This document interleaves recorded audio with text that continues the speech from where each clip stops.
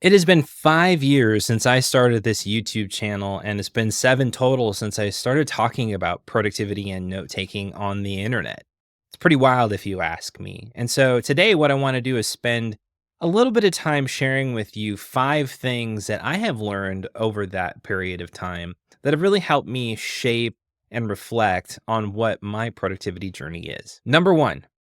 Productivity systems will not help you unless you are absolutely clear on what productivity means. Let me take a step back here. I've ragged on getting things done on this channel off and on over the years, and for good reason. Getting things done was a really great methodology at the beginning of the 2000s because we were over inundated with information. And what getting things done aimed to help you do was take all that information, put it in one place, and then put it into buckets and organize it so that you could do something with it going forward.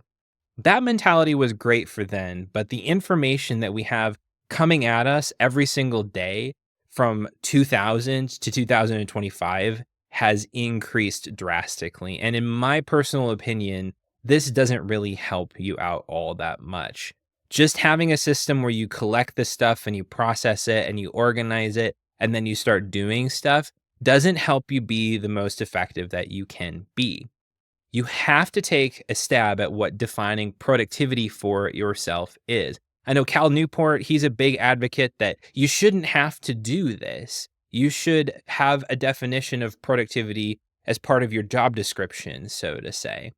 I personally believe that there's a balance between the two. You have to have a definition from your boss on what productive looks like, but you can also have a definition of what day to day productivity looks like for yourself. And then from having that definition, you can build a system around it. So, how do you go about building this definition of productivity? Well, you have to start with your vision or your purpose. What are you trying to get? What is the outcome that you're looking to achieve?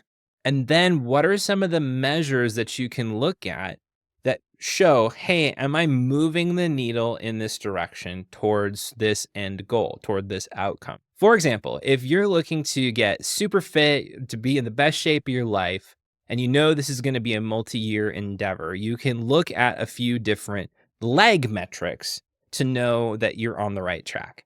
For example, you can start measuring your body weight. You can measure your deadlift or your bench press or whatever that metric might be, how far you can run in a given period of time. But those are really only lag metrics to say, yeah, I'm moving toward the goal.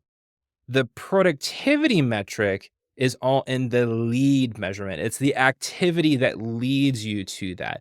So you can know if you're being productive by putting the right ins into the system, the right habits, the right ideas, the right ways to think about things, the proper lifting technique, so forth. And so focusing your definition of productivity on doing the right activities that you believe will lead you to the outcome will drastically help you to be able to, I guess, pull all of the details together and feel more quote unquote productive. Number 2, what does not go into your system is just as important as what does go into your system. This is all about filtering. I recently just did a video about it.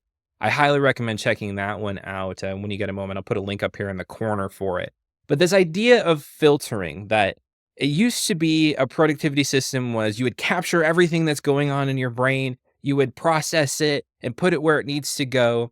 But for the amount of stuff that we're dealing with and for the fact that we tend to just live really busy lives these days and all over the map, I mean, the number of people that have a side hustle, for example, alongside their full-time job is pretty decently high at this point. We're managing multiple layers of responsibilities and not being clear about what goes in our heads, about what goes in our systems and our note-taking systems, for example, too, can really hamper the effectiveness of ourselves and of those systems in our lives. So let me give you this for an example.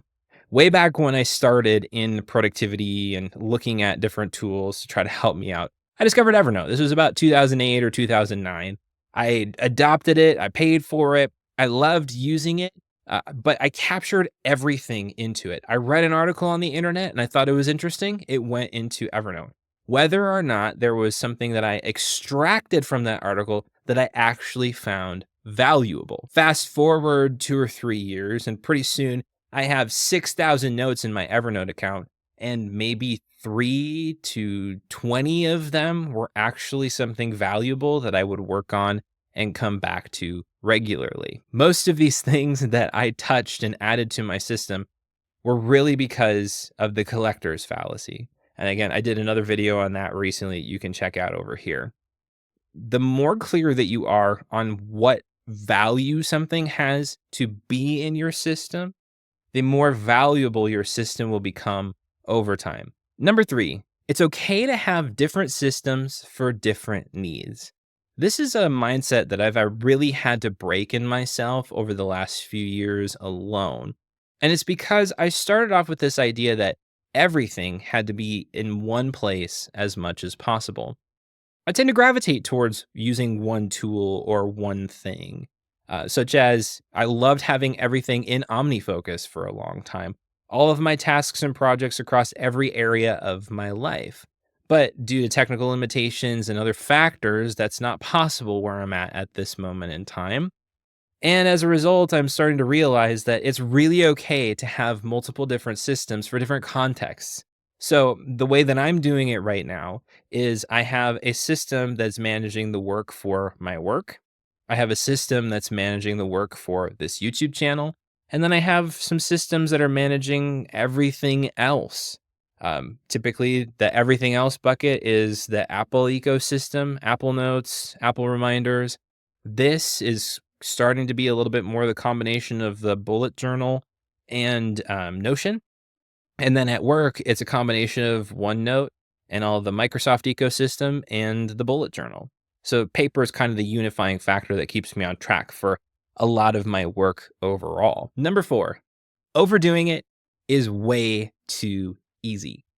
We live in a time where we have some of the most powerful productivity tools available to us. If you've spent any time on this channel at all, you know that I've used Obsidian quite a lot over the last few years, and you can do just about anything you want to in Obsidian. But what I have found, it is very easy to overdo it, to over-engineer the system to try to do more, to overthink the system, to try to organize things in advance that you don't actually have available to you right now, and therefore you don't really have an idea of how they'll practically work and flow inside of that system. The biggest piece of advice I can give you is start small, start right where you're at, start with what exactly you have in the system, and organize and build a flow and a system to account for that. It's hard to simplify after you've added complexity. It's easy to stay simple when you've started and really made a heavy effort to stay simple. It is hard to build a simple system.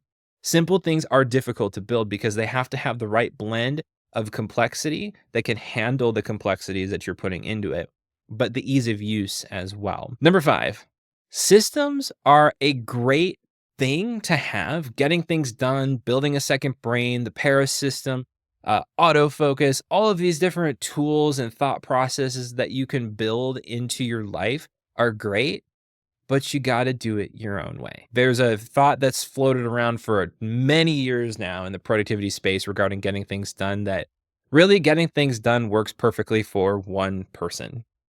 That's alluding to David Allen, the founder of Getting Things Done. And I believe that's true. There are principles and ideas that we can take from getting things done, from building a second brain, from all of the systems, whether you follow Tiago Forte or Ali Abdal or Thomas Frank or whoever it is out there that's having their heyday in the productivity space. There's good things that you can glean from everything that they are doing. But just because they're doing something in a specific way does not mean that it will work for you. Every person's brain processes differently. And as a result, those systems don't copycat into your system as easily as you might think. Yes, the first principles of getting things done still very much apply today, but the general process and system may fall apart with the volume of information that you're dealing with. So, along with number four of just keeping things simple, it's so important to find your own path. Use other people as an example of what can work.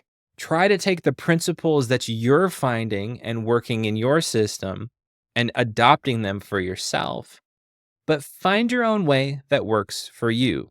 I know there's a lot more that I've learned in the last 5 to 7 years of thinking about and sharing productivity.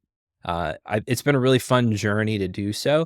And on this channel, I'm planning to do more of that going forward. I have some really great ideas cooking that I'm really excited to share with you. And so if you're excited for that too, be sure to hit the like button. That helps other people find this channel and this video. I would love to have your support in the process too. If there's anything you want to hear from me, throw it in the comments down below and I will make a video on it. My name is Justin here with Effective. Thank you so much for watching this video. I hope you gleaned some ideas on what I've learned in the last 5 years. Until the next one, stay effective. See you then.